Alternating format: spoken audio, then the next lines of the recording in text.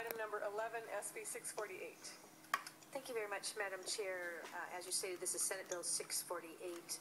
And for purposes of this hearing, as you know, this bill was heard earlier in the Health Committee where the discussion referenced the health concerns. And I do know that this bill in this committee is being heard based on the regulation of commercial speech or advertising. So we will try to keep the discussion narrowly to that issue with the exception of some comments by Dr. Gardner. So let me first say I'm glad to take the amendments on the bottom of page 7 on the analysis as authors amendments. And members, just very briefly, Senate Bill 648 seeks to add electronic cigarettes to California's existing smoke-free laws. E-cigarettes are not emission-free. Studies have shown that the vaporized substances create an aerosol of particles that are released into the air, and this vapor includes elements that are known to be harmful to health. A growing number of government entities are regulating the usage for that reason. So that's the brief presentation. Members, I do have with me today witnesses in support, Dr. Philip Gardner with the University of California to testify as an expert witness. He's a researcher with the University of California. Alicia Sanchez, the legislative advocate for the California Medical Association, and Lydia Bourne, the legislative advocate for the Black Health Network, all here to testify in support of SB 648. Okay, the first two witnesses, 2 minutes each, please. Okay, thank you, Madam Chair. Committee members, Senator Corbett, good afternoon. My name is Dr. Philip Gardner. I work at the Tobacco-Related Disease Research Program at the University of California Office of the President.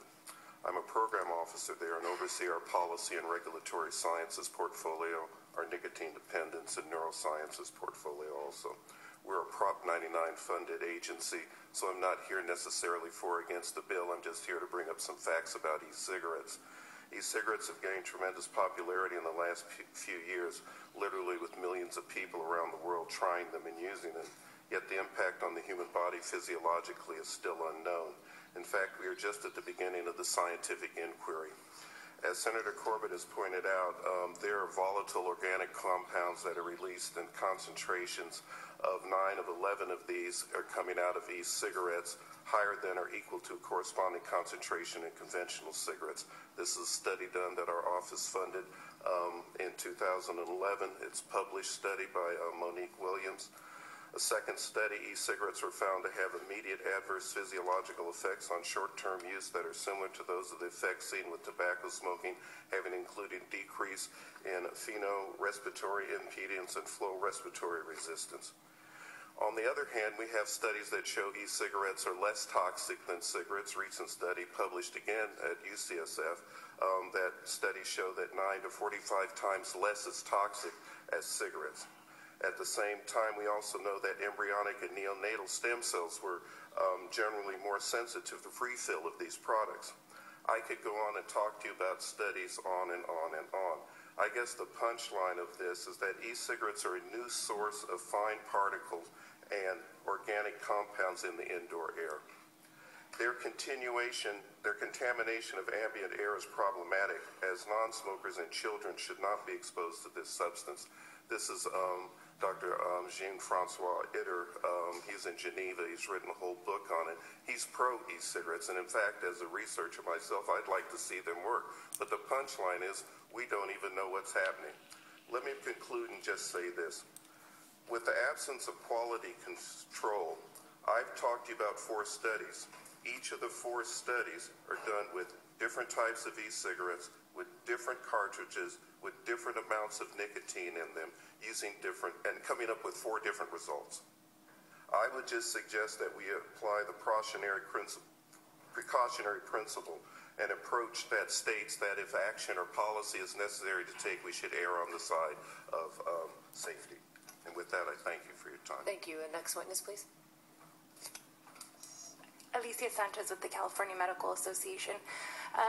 as was just acknowledged, there's a lot that we don't know about e-cigarettes, but there's a lot that has the potential to raise concerns, including what the health impacts are, the impact on changing the social norms around smoking, and as well as the ability for e-cigarette use to impact the enforcement of our very successful smoke-free laws. And so for those reasons, we think that it's reasonable to be cautious and that this bill is a good one and that you should support it. And we ask for your aye vote. Thank you. Radio Board representing California Black Health Network. As my two colleagues pointed out, the dangers of smoking, I think all of us are well aware of those. While the research is somewhat limited and not very clear, there are a couple of facts I think that we are aware of. Smoking rates have essentially gone down. However, in certain communities, they remain stubbornly high. For example, in the African American community, our men are smoking at the rates of about 18%, our women around 15%. We are aware of the fact that some of these e-cigarettes are flavored, and so that they are more likely to be purchased by children. Also, there is enough research out there to document the fact that the tobacco companies did in fact target African American communities, and a disproportionate number of them smoked menthol cigarettes, again a flavoring that is included in the tobacco, and we see the same thing with the e-cigarettes. Also, while smoking rates are nationally going down, e-cigarettes rates are rising. According to the CDC, the rates have gone from 10% in 2010 to 21% in 2011. The strategies used by the tobacco company, we believe, will be implemented in communities across the United States as well as in California, similar to what they did in encouraging tobacco smoking. And so for these reasons, we are in support of this bill. Thank you. Any other witnesses in support? Just please state your name and who you're representing. Okay. Any witnesses in opposition?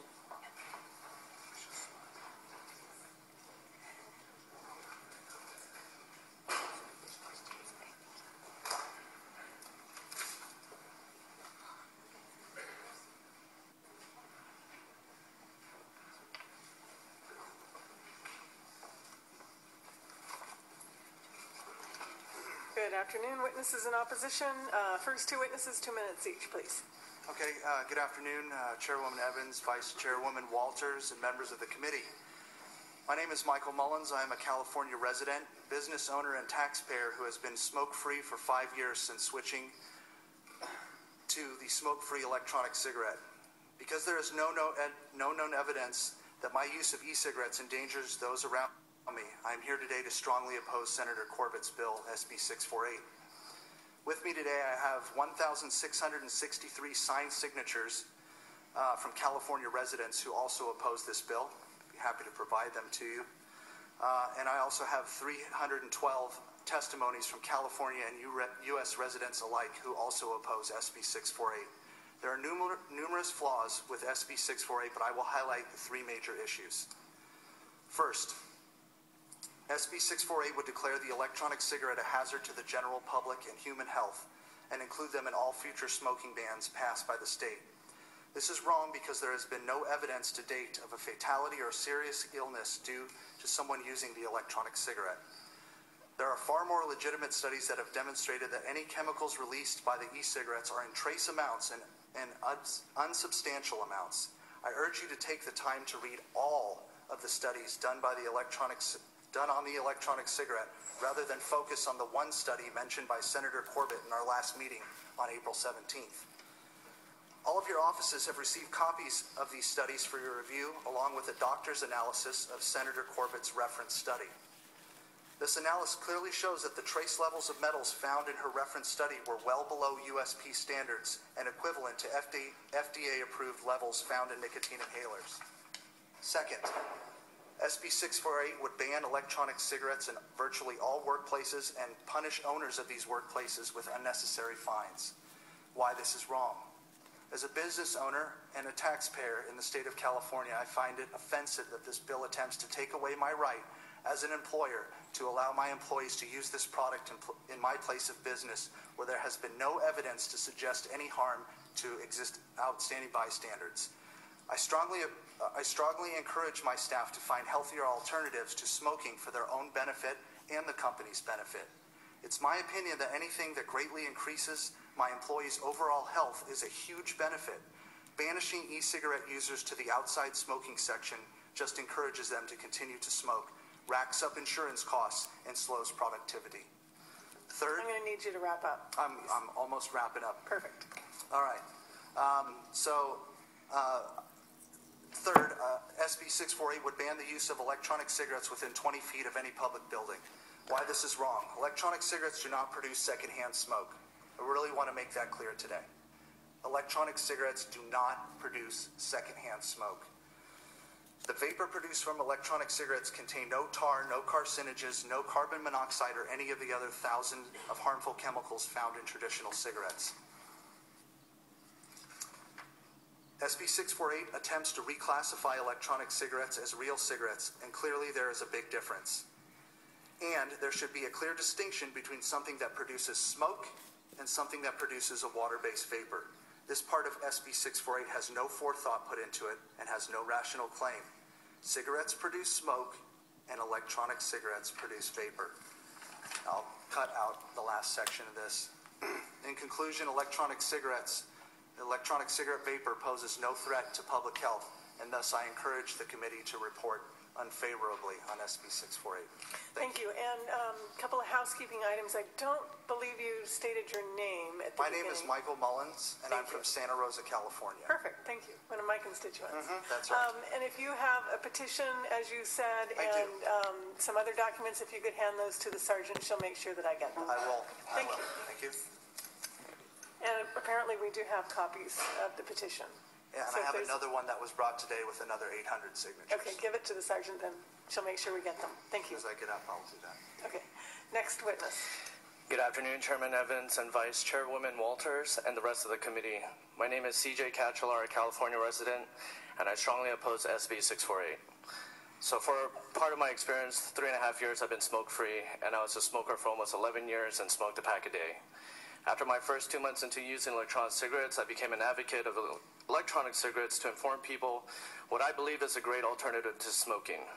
Now, in addition, I and other people voluntarily do an internet show every Wednesday to inform people the latest news that's about electronic cigarettes. In addition, I also volunteered to be a media correspondent on an upcoming documentary, We Are Vapers, that will show the benefits of using electronic cigarettes and a mission to achieving tobacco harm reduction. Based on my experience, electronic cigarettes has been beneficial to me and the people around me, and helped me quit smoking and help many others quit as well. So one other experience is my dad, who has been a smoker for over 40 years and could not kick the habit. He has undergone 3 heart surgeries, tried several smoking cessation products, but results with no success. I then introduced my father to electronic cigarettes, and in 3 months' time has quit smoking altogether. My opposition to SB-648, the part where it said would declare electronic cigarettes as a hazard to the general public and human health. In almost 5 years, there has been no recorded incident of any hazard or fatality due to the vapor from electronic cigarettes. Based on my experience, family and friends and people I encounter are not bothered by the vapor produced while I'm vaping. Most of the reactions I get are either pleasant or with curiosity that they have never seen an electronic cigarette. If this bill passes, people that are unaware of electronic cigarettes will automatically compare this to traditional cigarettes. People that are like my dad, who will have the opportunity to break the habit that is proven to be hazardous, will lose that opportunity. Overall, I strongly ask the committee to look into the facts before deciding on SB-648. As I already stated and strongly repeat, there is no recorded health hazards or fatalities due to the vapor of electronic cigarettes. It has converted thousands, if not more people, away from cigarettes, which cigarettes are proven hazardous to themselves, and the exposure to secondhand smoke. I and the many stores and vendors represented here today, and many more that could not be here, share the same vision and success of showing people a better alternative to traditional cigarettes, and I strongly oppose SB-648. Thank you very much. Any other witnesses in opposition?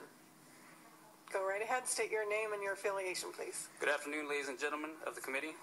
My name is Christopher Orth, and I'm here today to oppose SB-648. I have been an electronic cigarette user and advocate for over 3 years. I quit smoking and started using these devices in 2010. Since that time, my health and quality of life have only improved. As well as my personal life, I no longer expose my friends, family, and the general public to deadly secondhand smoke attributed to traditional tobacco cigarettes. I believe the vapor emitted from an electronic cigarette is virtually harmless to the public and is no more harmful than other forms of smokeless tobacco products on the market. The FDA has failed to provide harmful levels of carcinogens or toxins in the vapor that is emitted from the use of electronic cigarettes. Without hard facts or evidence proving e-cigarettes pose a danger to Californians, I feel it is unfair and premature to enact such a bill as SB-648. In closing, it is my belief that if SB-648 passes, you're denying California residents that currently smoke tobacco cigarettes the opportunity and chance to try a smokeless alternative to the deadly and harmful effects attributed with smoking. Thank you for your time. Thank you very much. All right, I understand there are a number of witnesses that also want to state their opposition on the record, so if you would each line up at one or two of these microphones. So the next witness in opposition, just state your name, and if you have an affiliation, you can state that as well. My name is Brian Ubita from West Covina, California. I'm a store owner, and I strongly oppose. My name is Rodney Jerabak from Irvine, California. I'm a liquid manufacturer, a vapor liquid, and I strongly oppose this ban. My name is Jody Sweeten. I'm from Riverside, California. I am in the manufacturing industry of electronic cigarettes and e-liquid, and I strongly oppose. Amber Lee from Vape Revolution in Cerritos, California. We're a retail store with vaping products, and we strongly oppose SB-648.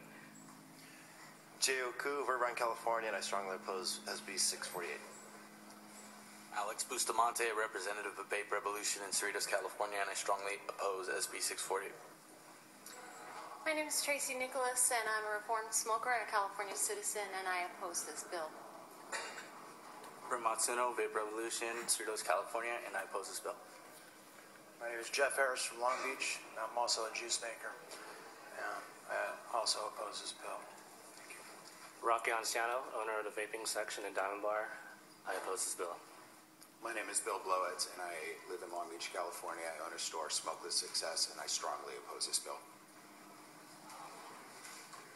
My name is Alex Darby, and I'm from Cerritos, California, and I oppose this bill.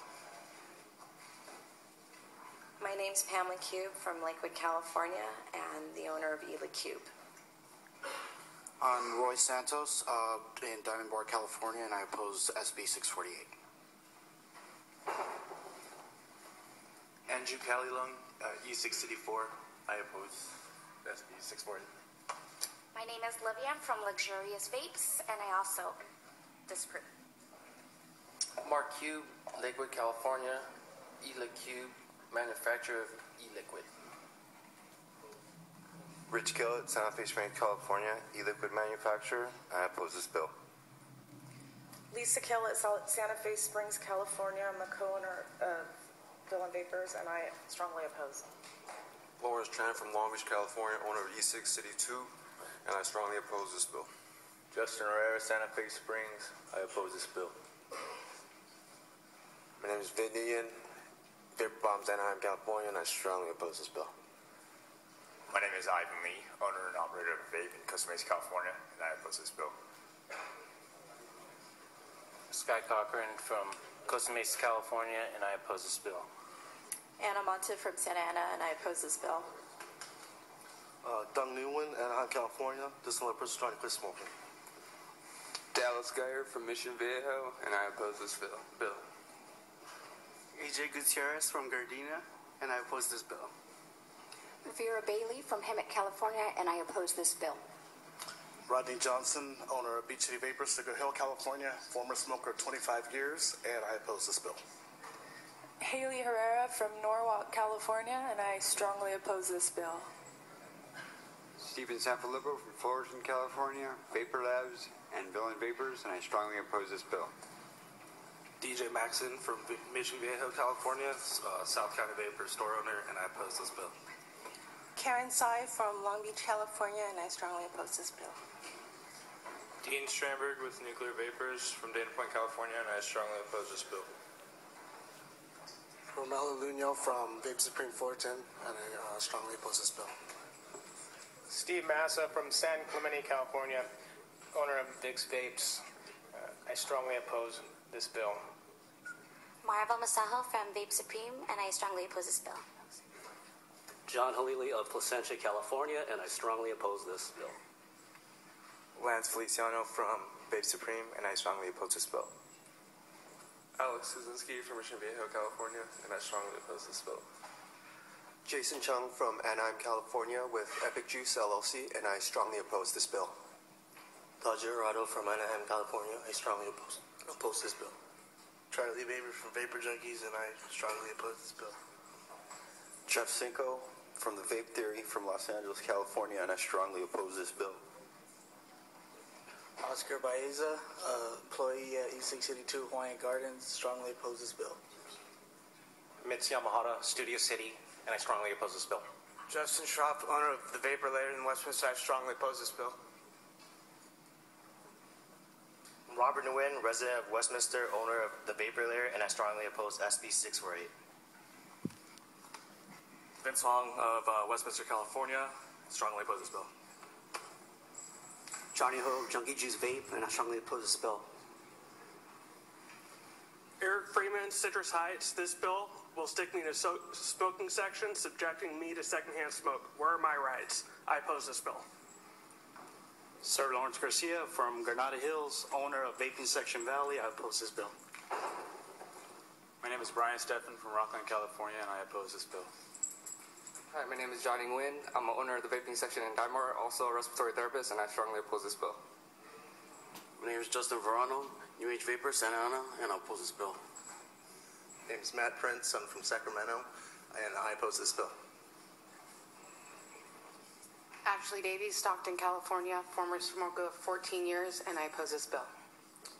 Howard Osaki, Diamond Bar, California. I oppose this bill. Please look into the amounts of those heavy metals that you found and put them in context. Thank you.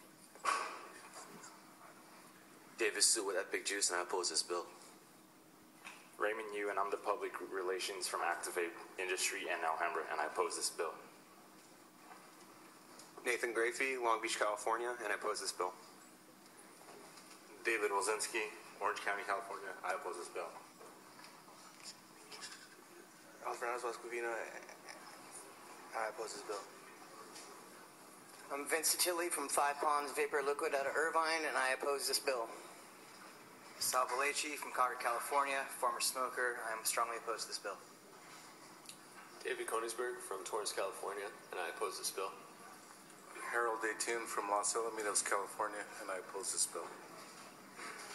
All right, thank you very much, everybody.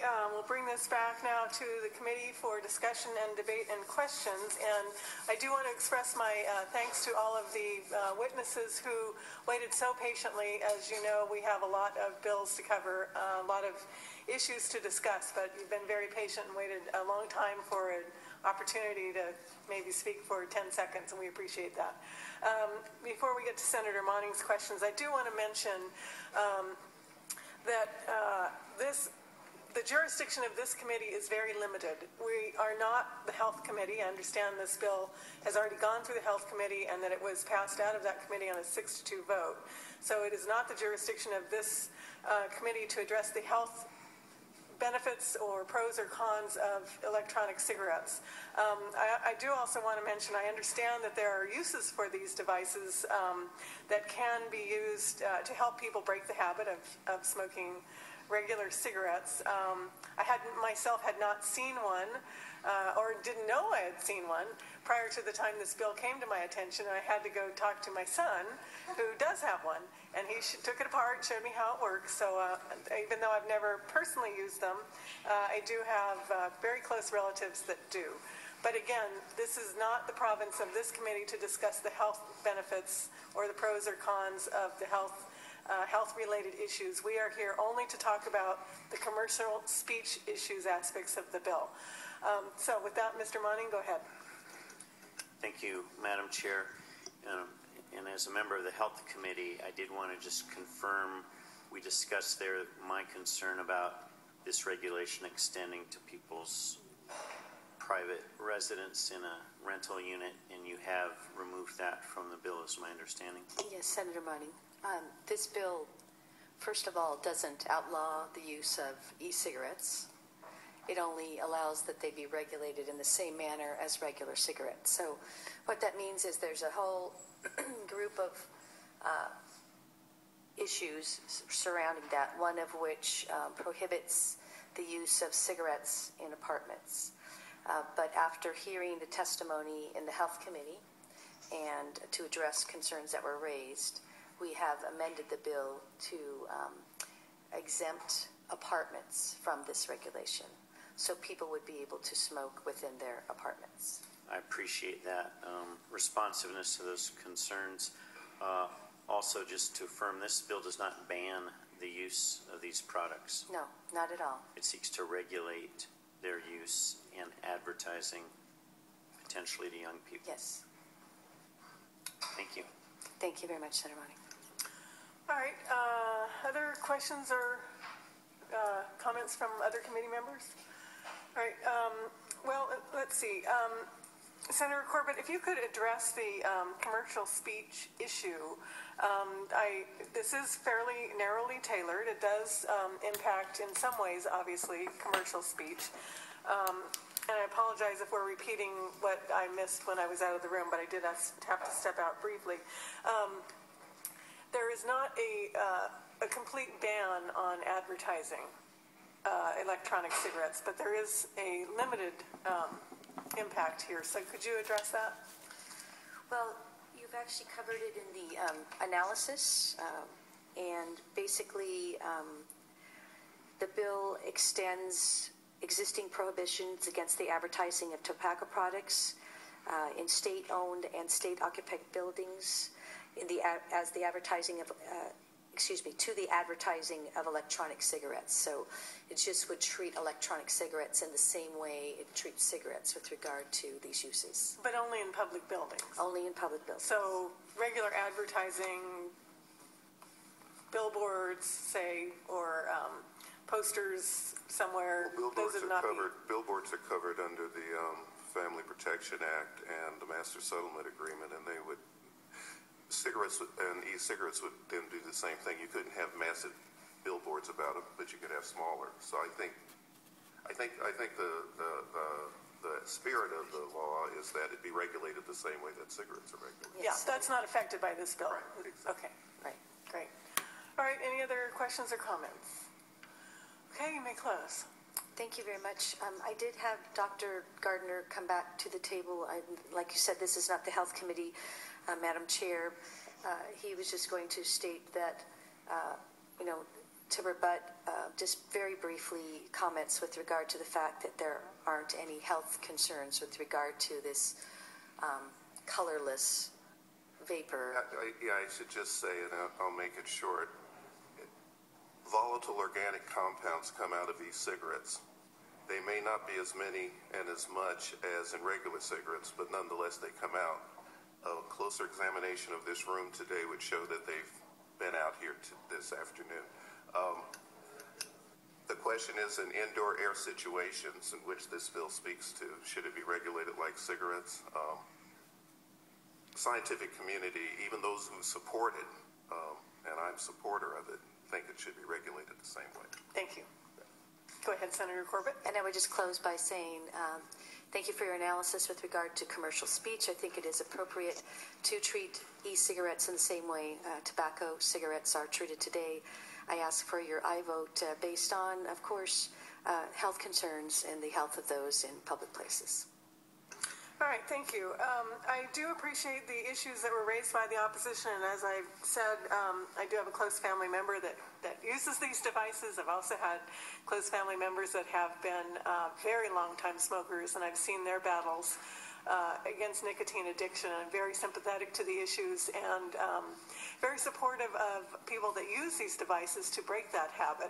But again, that is not the jurisdiction of this committee. What we are concerned with is constitutionally protected commercial speech, and the way that this bill is drafted with the amendments that have been taken by the author, I will support it based on that.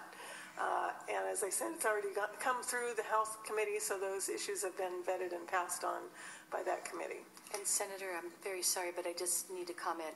I think it's important.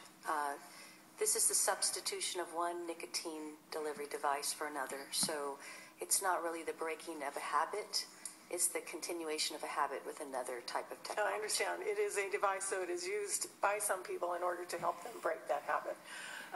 Okay, so I will entertain a motion. If there is one. Senator Jackson moves the bill, and I am going to be recommending an aye vote. Call the roll. The motion is to pass as amended to Senate Appropriations Committee. Evans? Aye. Evans, aye. Walters? Walters, no. Anderson? Corbett? Aye. Corbett, aye. Jackson? Jackson, aye. Leno? Monning? Monning, aye. Okay, the bill has 4 aye votes and 1 no vote. It will remain on call. And I appreciate everybody's cooperation this afternoon, and thank you very much for coming and for your testimony. And we have one final bill, item number 14, SB-686, Senator Jackson. And we'll take a minute to clear the room.